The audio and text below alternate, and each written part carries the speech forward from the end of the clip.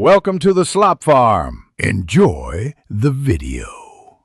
In this video, I will explain how to remote start your Audi Q8, step by step. First, you will need the MyAudi app on your smartphone, which is available for both Apple and Android devices. Make sure your vehicle is properly paired with the app and that your Audi Connect services are active.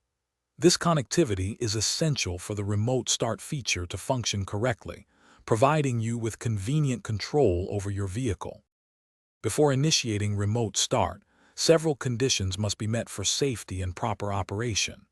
Your Audi Q8 must be in park with the emergency brake on and the ignition turned off. All windows must be up and doors securely locked.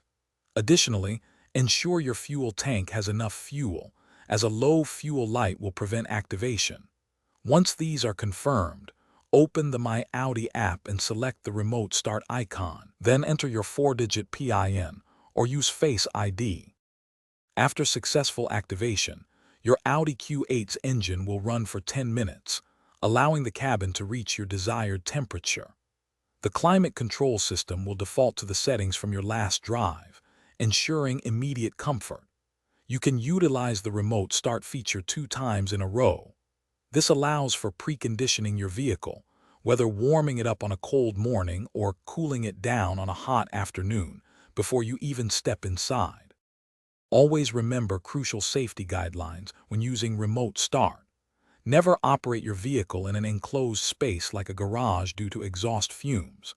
It is also vital to never leave children or pets unattended in a remotely started vehicle. After 2 consecutive remote start cycles, the system will require a reset. To do this, simply drive your Audi Q8 at a speed of at least 5 miles per hour, and the system will be ready for further use.